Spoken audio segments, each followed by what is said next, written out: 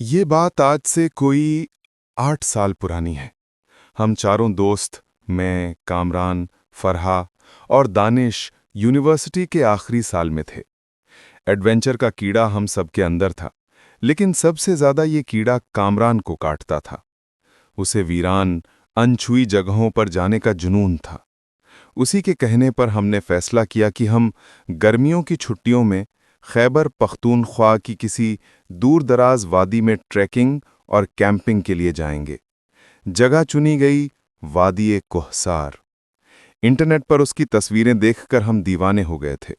ऊंचे बर्फीले पहाड़, हरे भरे मैदान और बीच से गुजरती एक नीले पानी की नदी। उस वादी के बारे में ज्यादा जानकारी मौजूद नहीं थी, बस इतना पता था कि वहां टूरिस्ट ना के बराबर जाते हैं। यही बात कामरान के लिए सबसे बड़ी एक्साइटमेंट थी। हम पेशावर से एक पुरानी जीप किराए पर लेकर वादी कोहसार की तरफ निकल पड़े। जैसे जैसे हम शहर से दूर हो रहे थे, इंसानी बस्तियां कम और पहाड़ों की वहशत बढ़ती जा रही थी। सड़क कच्ची और खतरनाक होती जा रही थी। शाम होने से पहले हम वादी के आखिरी गांव संगे स्याह पहुंचे। गांव के किनारे एक छोटे से ढाबे पर हम चाय पीने के लिए रुके। ढाबे का मालिक एक बूढ़ा पठान था, जिसका नाम रहीम चाचा था। उसकी आंखों में एक अजीब सी गहराई थी, जैसे उसने सदियां देखी हों। कामरान ने बड़े जोश में नक्शा मेज पर फैलाते हुए कहा, चाचा, हम यहां से आगे उस पहाड़ी के पीछे कैंप लगाना चाहते हैं, जहां वो पुराना बुर्ज नजर आ रहा है। रहीम चाचा ने हमारी तरफ देखा, फिर उस दूर दिख रहे बुर्ज की तरफ। उसके चेहरे का रंग उड़ गया। उसने धीमी गहरी आवाज में कहा, बच्चों, मेरी मानो तो उस तरफ मत जाओ। वो बुर्जे अजलान है। वहां रात को रुकना मौत को दावत देना है। दानिश ने घबराकर पूछा, क्यों चाचा, क्या जंगली जानवर हैं वहां? रहीम चाचा कड़वी मुस्कान के साथ बोला, जानवर से ज्यादा खतरनाक चीज है बेटा। वहां सरदार अजलान खान की रूह भटकती है। वो सरकटा पठान जो आज भी अपने खजाने की हिफाजत करता है। ये सुनते ही कामरान जोर से हंसा। चाचा, आप भी किस जमाने की बातें कर रहे हैं? ये सब पुरानी कहानियां हैं। लेकिन फरहा के चेहरे पर हवाइयां उड़ रही थीं। उसने कहा, चाचा, हमें पूरी कहानी बताइए। रहीम चाचा ने एक लंबी सांस ली और सुनाना शुरू किया। सदियों पहले सरदार अजलान खान इस पूरी वादी का मालिक था।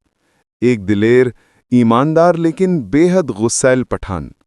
कहते हैं कि उसके पास मुगलों का लूटा हुआ बेशुमार खजाना था, जिसे उसने उसी बुर्ज के नीचे कहीं दफनाया था। उसके 3 सबसे भरोसेमंद साथियों ने दौलत के लालच में उसके साथ दगा किया। एक रात जब वो नमाज पढ़ रहा था, उन तीनों ने मिलकर सोते में उसकी गर्दन काट दी। लेकिन जैसे ही उन्होंने खजाने के लिए जमीन खोदनी चाही, अजलान खान का बेसर धड़ तलवार लेकर उठ खड़ा हुआ। उसने उन तीनों को वहीं काट कर रख दिया।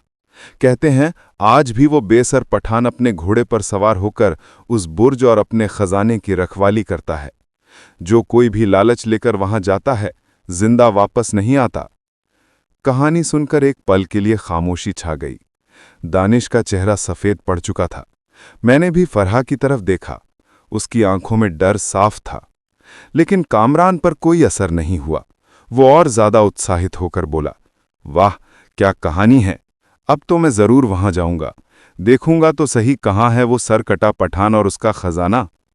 रहीम चाचा ने हाथ जोड़कर कहा, मत जाओ बेटा, वो जगह मनहूस है। रात ढलते ही वहां परिंदा भी पर नहीं मारता।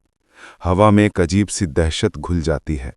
घोड़ों की टापें और किसी के भारी कदमों की आहट साफ सुनाई देती है। हमने चाचा को तसल्ली दी, लेकिन कामरान किसी की सुनने वाला नहीं था। उसका जुनून हम पर हावी हो गया और हम अपने सफर पर आगे बढ़ गए। सूरज डूब रहा था जब हम बुर्ज के पास पहुंचे। वो वाकई एक खौफनाक जगह थी। सदियां पुराना पत्थरों से बना वो टावर किसी दैत्य की तरह खामोश खड़ा था। चारों तरफ एक अजीब सा सन्नाटा था, ऐसा सन्नाटा जो कानों में सीटियां बजा दे। हवा भी जैसे वहां आकर रुक गई थी। हमने बुर्ज से थोड़ी दूरी पर अपने टेंट लगा लिए, आग जलाई और खाने की तैयारी करने लगे। कामरान लगातार मजाक कर रहा था, क्यों दानिश, आया सरदार अजलान खान? रात गहरी होती जा रही थी। आग की रोशनी के परे घना अंधेरा था। अचानक दूर कहीं से हमें एक घोड़े के हिनहिनाने की आवाज आई। दानिश ने डरकर कहा, ये किसकी आवाज थी? मैंने उसे तसल्ली दी, अरे किसी जंगली घोड़े की होगी, घबराओ मत। लेकिन मेरा दिल भी जोर से धड़क रहा था। इस वीराने में घोड़ा कहां से आएगा? थोड़ी देर बाद हवा तेज हो गई और हमारी जलाई हुई आग लगभग बुझने लगी। आग की लपटों के साथ सायों का नाचना और भी डरावना लग रहा था। तभी फरहा ने मेरी बांह पकड़कर फुसफुसाया, असद, मुझे ऐसा लग रहा है जैसे कोई हमें देख रहा है। मैंने चारों तरफ देखा, लेकिन अंधेरे के सिवा कुछ नहीं था। तुम्हारा वहम है फरहा, सो जाओ। उस रात हमें अजीब अजीब आवाजें आती रहीं। कभी लगता जैसे कोई टेंट के चारों तरफ भारी भारी कदमों से चल रहा है, वो भी पेशावरी चप्पल पहने हुए। कभी लगता जैसे कोई पश्तों में कुछ फुसफुसा रहा है। हम डरे हुए थे, लेकिन एक दूसरे को हिम्मत बंधाते रहे। अगली सुबह जब हम उठे तो रात का डर कुछ कम हो गया। सूरज की रोशनी में सब कुछ नॉर्मल लग रहा था, लेकिन कामरान के दिमाग में अभी भी खुराफात चल रही थी। मैं आज इस बुर्ज के अंदर जाकर देखूंगा, उसने ऐलान किया। हमने उसे बहुत रोका, लेकिन वो नहीं माना।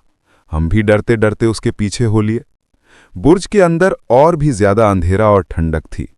दीवारों पर काई जमी हुई थी और हवा में एक अजीब सी सड़न की महक थी। कामरान हर दीवार को ठोक ठोक कर देख रहा था, जैसे उसे खजाने का दरवाजा मिल जाएगा। अचानक एक जगह पर एक पत्थर थोड़ा ढीला लगा। उसने पूरी ताकत से उसे खींचा। पत्थर के पीछे एक छोटा सा सुराख था, जिसमें एक पुराना चमड़े का थैला पड़ा था। हम सबकी सांसें रुक गईं। कामरान ने कांपते हाथों से थैला निकाला। उसके अंदर सोने के पुराने सिक्के थे। फरहा चीखी, कामरान, इसे वापस रख दो, ये सही नहीं है। रहीम चाचा की बात याद करो। मैंने भी उसे समझाया, हाँ कामरान, ये पागलपन है, हमें ये नहीं छूना चाहिए। लेकिन कामरान की आंखों में लालच की चमक थी। उसने हंसते हुए कहा, तुम लोग पागल हो गए हो, ये कोई भूत वूत का खजाना नहीं है, बस किसी ने छुपाया होगा। मैं बस एक सिक्का रखूंगा, यादगार के तौर पर। उसने एक सिक्का अपनी जेब में डाला और थैला वापस वहीं रख दिया। ये उसकी जिंदगी की सबसे बड़ी गलती थी। जैसे ही हम बुर्ज से बाहर निकले, मौसम अचानक बदल गया। आसमान पर काले बादल छा गए। दिन में ही रात जैसा मंजर हो गया। तेज हवाएं चलने लगीं, जिनमें एक अजीब सी सरसराहट थी। तभी उस तूफान के शोर के बीच हमें वो आवाज फिर से सुनाई दी, घोड़े की टापों की आवाज। लेकिन इस बार वो दूर नहीं थी, वो बहुत पास थी और हर पल करीब आती जा रही थी। टप टप टप। वो आवाज हमारे टेंट के बिल्कुल पास आकर रुक गई। हम चारों एक दूसरे से चिपक कर बैठे थे। हमारी आंखें फटी हुई थीं और सांसें हलक में अटकी हुई थीं। अचानक हमारे टेंट के कपड़े पर बाहर से एक साया उभरा, एक बहुत लंबा चौड़ा इंसान का साया। लेकिन उस साये की गर्दन के ऊपर कुछ नहीं था, वहां सिर्फ खालीपन था। दानिश की चीख निकल गई। वो साया धीरे धीरे हमारे टेंट के दरवाजे की तरफ बढ़ा। हमें ऐसा लगा जैसे कोई टेंट का कपड़ा फाड़कर अंदर आ जाएगा। कामरान दहशत से कांप रहा था। उसने जेब से वो सिक्का निकाला और बाहर की तरफ फेंक कर चिल्लाया, ले लो अपना सिक्का, हमें जाने दो, हमें माफ कर दो। जैसे ही सिक्का बाहर गिरा, घोड़े के जोर से हिनहिनाने की आवाज आई और वो साया गायब हो गया। घोड़ों की टापें दूर जाने लगी। हम समझ गए कि हमें एक पल भी यहां नहीं रुकना है। हमने अपना सारा सामान वहीं छोड़ा और अंधेरे में पागलों की तरह जीप की तरफ भागे। हमें नहीं पता था कि हम कहाँ जा रहे हैं, बस भाग रहे थे। हमारे पीछे हमें ऐसा महसूस हो रहा था जैसे वो बेसर सवार हमारा पीछा कर रहा है। किसी तरह ठोकरें खाते गिरते पड़ते हम अपनी जीप तक पहुंचे और बिना एक पल गवाए उसे स्टार्ट करके वहां से भगा लिया। हम तब तक नहीं रुके जब तक संगे स्याह गांव की बत्तियां नजर नहीं आ गईं। हम सीधे रहीम चाचा के ढाबे पर पहुंचे। वो रात के उस पहर भी जाग रहा था, जैसे उसे हमारे लौटने का इंतजार हो। हमें उस हालत में देखकर वो सब कुछ समझ गया। उसने हमें पानी पिलाया और गहरी आवाज में बोला, मैंने तुम्हें मना किया था। कामरान रोते हुए बोला, चाचा, वो सच था, वो सब कुछ सच था। हमने उसे देखा, रहीम चाचा ने कहा। सरदार अजलान खान बुरा नहीं है, वो सिर्फ एक पहरेदार है जो अपनी अमानत की हिफाजत कर रहा है। उसकी चीज को छेड़ने का मतलब है अपनी मौत को दावत देना।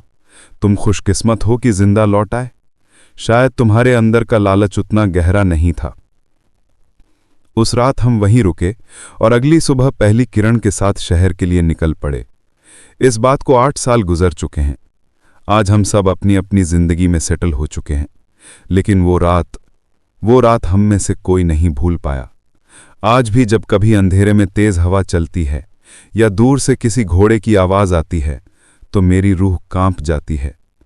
कामरान जो कभी किसी चीज से नहीं डरता था, अब अंधेरे में अकेले सोने से भी डरता है। हमारा लॉजिक, हमारी दिलेरी, हमारा मॉडर्न सोचना